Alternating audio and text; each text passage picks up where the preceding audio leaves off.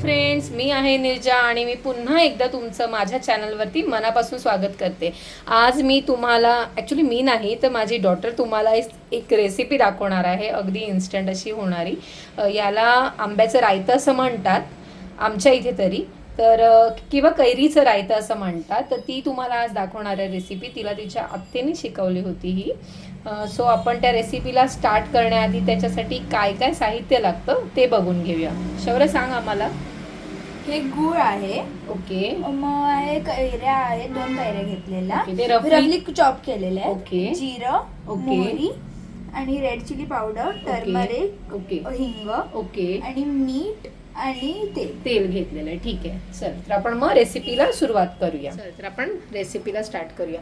पहिल्यांदा तू यामध्ये काय घालणार आहेस? मी पहिलं तेल टाकणार आहे। ओके, आणि गॅस स्लोच ठेवलाय का? हो हो, स्लोच ठेवलं। ओके, बस एवढं तेल। ओके, जास्त याला तेल नाही यूज करत का? नाही करत याला, नाही तर ऑइली ऑइल। ओके, आता आपण थोडंसं जिरं आणि मोहरी टाकू। ओके, ओके, म्हणजे तू जेवढं घेतलं होतं तेवढं घातलंयस त्याच्यात। ओके, थोडं तेल तापू द्यायचं ना? हां,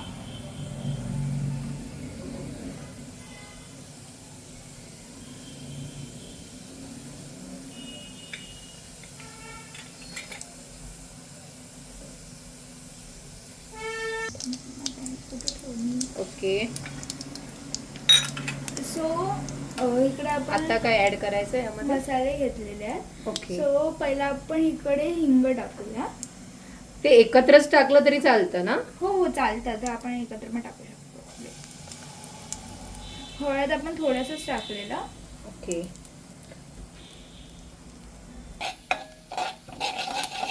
ओके, आणि आता यामध्ये काय ऍड करायचं? थोडंसं मीठ ओके, या स्टेजला आता टाकायचं? हां, या स्टेजला थोडंसंच टाकलंय चवीपुरतं। ओके, मग नंतर जे लागलं तर आपण टाकू शकतो। ओके, आता यामध्ये गूळ टाकायचं। गूळ हे टाकायचं बघा, आहे। इथे ओके, गूळ घेतलेलं। ओके,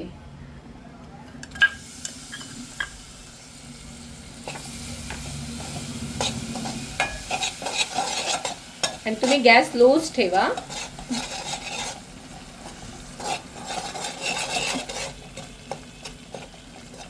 आणि ह्याच्यात पाणी बिलकुल टाकायचं नाहीये, ओके, कारण की कैरीला सुद्धा पाणी सुटतं, तर म्हणून पाणी टाकायची गरज।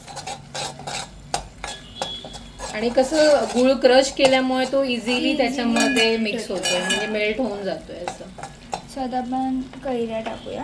ओके, या रेसिपीला जास्त वेळ नाही लागत ना?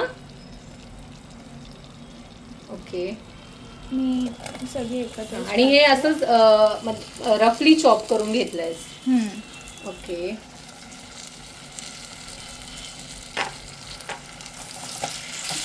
लगेच मिक्स करून घ्यायचं। ओके, आणि गुळ डिपेंड, म्हणजे कोणाला किती गोड हवाय तसं? आम्हाला जरा कमी गोड लागतं म्हणून कमी गोड घेतला। ओके, आता यावर झाकण ठेवायचं आहे का? हो, थोडं चांगल्यापणे मिक्स करून घ्यायची, सगळीला लागायला पाहिजे, मग झाकण लागायला। ओके, मग ते जरा बॉईल होतं आणि सॉफ्ट होतात, ते मग चांगलं लागतं। मग ते खूप लाईक भाकरी चपातीसोबत खाऊ शकतो। ओके, आता यावर झाकण ठेवायचं? हां, ओके, यावर आता झाकण ठेवायचंय। आणि हे आता किती वेळ ठेवायचंय तरी? तरी आपल्याला 5 मिनिट्स ठेवायचं आहे। ओके, ठीक आहे, एकदा चेक करून बघ। येस, याला बऱ्यापैकी असं पाणी सुटलंय ना? हो, आणि शिजलेलं दिसतंय हां। व्यवस्थित असं। आणि जर तुम्हाला यामध्ये थोडी शुगर ऍड करायची असेल तर तुम्ही ऍड करू शकता, तुम्हाला जर जास्त गोड वगैरे हवं असेल तर। आम्हाला एवढं गोड परफेक्ट वाटतंय। आता आम्ही तुम्हाला प्लेटिंग करू शकतो। ओके, आता ह्यात काही दुसरं ऍड करायचं काही नाहीये? नाही करायचं। ठीक आहे, चालेल।